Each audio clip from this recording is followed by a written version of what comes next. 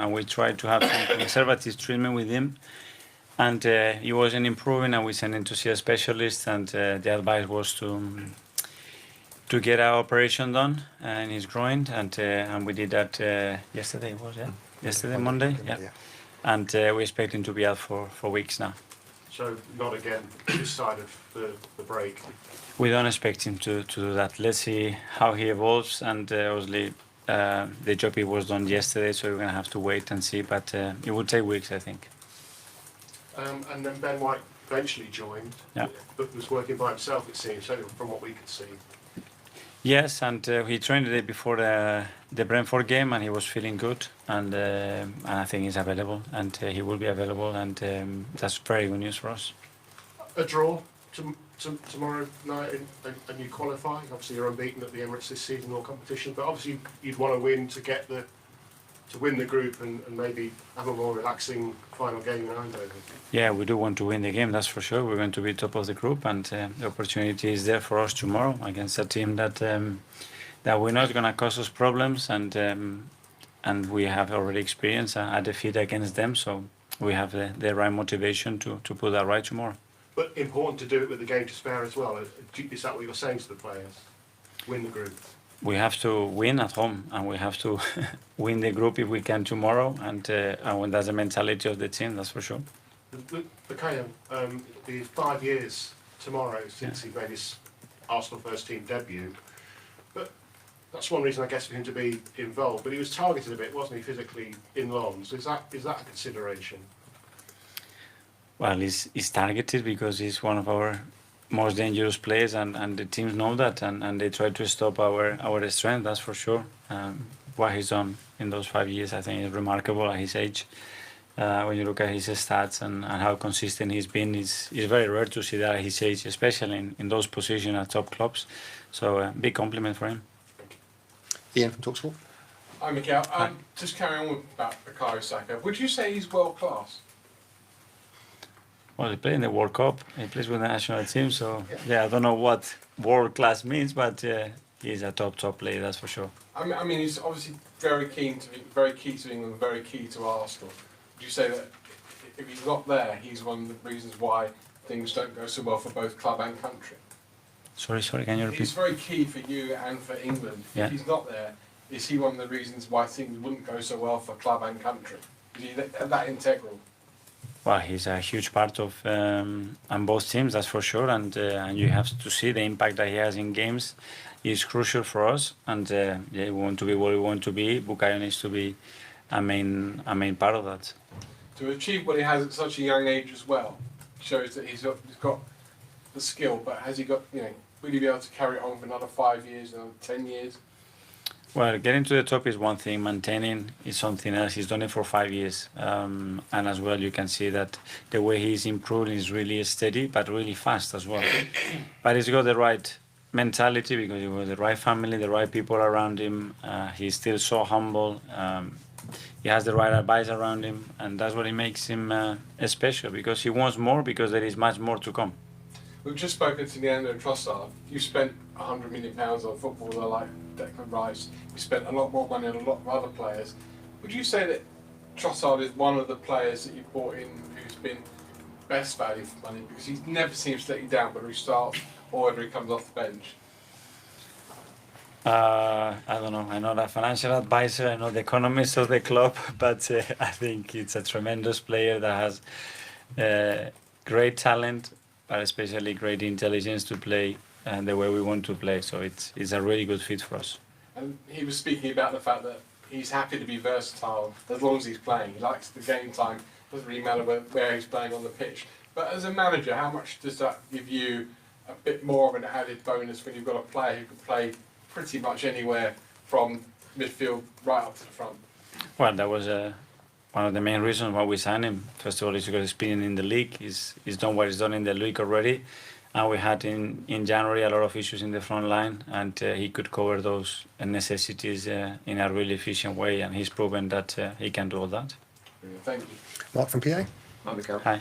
Gary mentioned there that just a draw tomorrow is enough to go through, but when you look at it, and Manchester United and Newcastle at the bottom of their groups and struggling, do you think that almost that achievement's overlooked, that people would just assume that a team like Arsenal would walk through a group stage, but it's actually nowhere near as straightforward as that, is it? No, 100% no, and you have to sweat and dig in a lot and play well and deserve a lot in games to win them, and we play against really tough opponents. Play against PSV. I think they won all the games in the league. You know, they only lost against us. And you go to Sevilla, and it's a really difficult place to go. And tomorrow is going to be a really difficult game to go, but hopefully we can be better than them. And how are you enjoying it now? This will be your fifth game as a manager in the Champions League. When you came to the club as manager, you wanted to take them back. Are you enjoying it? I am enjoying it. It's a great feeling. It makes you proud. It makes you feel that that's the level that the club should be at, and we'll be competing really well. So let's continue to do so. Do you think, as someone who's won the FA Cup, won a couple of Community Shields already as manager, do you think you still have a little bit, maybe internally but also externally, that you want to prove in Europe as a manager? For sure. I think it's not what we have to prove. We have to come back to Europe, being the club that we want to be, and have that presence and the results that tell that we are back in a strong way. And we haven't done that yet. That has to be done. Jordan from The Athletic. Mikel, play Brentford at the weekend and they've got 10, 11 men behind the ball. That's becoming quite common in the league. How are your players adapting to going against that style and domestically and then going to the Champions Leagues where teams are coming out a bit more? Well, practicing like everything. Obviously, when there's less space and more density, it's a stat say that it's more difficult to score a goal. But I think we attacked much better than we have done in other moments when a team defended with that block. There are certain things that we are insisting a lot to do to create more issues to opponents, and the more we practice, the better we'll be. And sometimes we don't want to provoke that, but we do because team wants to do it, and it's always finding the right key to unlock the doors in relation to what the opponent wants to do. Good. There's been a lot of talk this season about Arsenal maybe not being as exciting to watch going forward. It feels like the games aren't as open. Is that something that you're trying to reduce the risk of the openness of the game? Yeah, the game state is a big thing. Last year we scored a lot of goals in the first minutes of the games, and then the game becomes different. The opponents are more open. The opponents have to do many other things, and we haven't been able to do that often. So when you compare the time that we have spent in winning moments last year to this year, is different. But the league is different, the expectations are different, and the players are different, and the important thing that we keep winning. Can I just ask you one on Leandro? We were speaking to him about how two-footed he is, but he's left and right in terms of finishing. I know he played with Santi Cazorla, but I just wondered how, where does he rank in terms of two-footed players, and how much of a bonus is that to have? I have to see Leo take a corner with the left foot.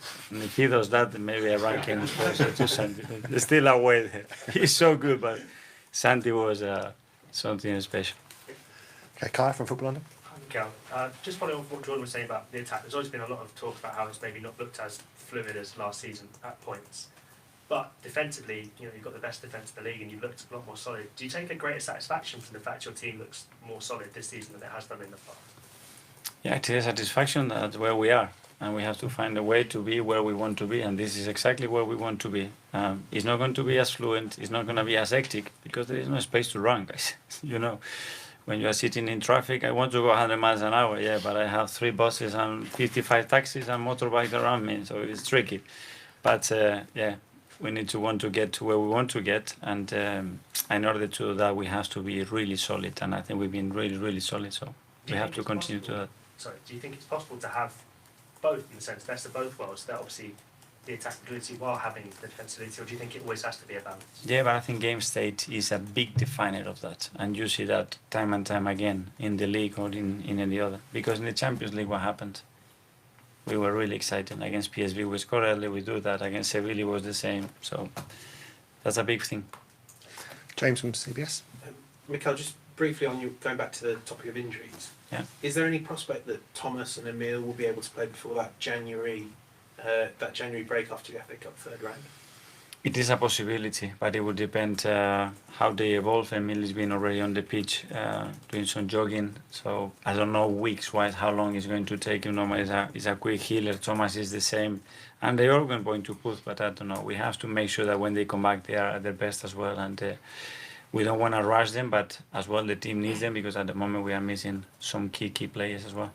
Okay, Charles from Goal.com. Just following on from that, Mikel, with Fabio, obviously, Emil, Thomas, Mo's not played much football. When you look at that midfield area at the moment, you're very, very light. Is that a sort of big concern going into such a busy period and the second half of the season potentially as well?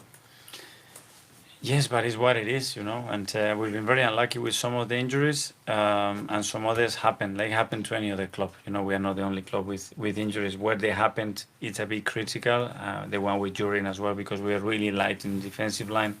That was a huge blow, but the team needs to find ways to adapt and keep performing and winning games. One player who certainly can play in that role, we've seen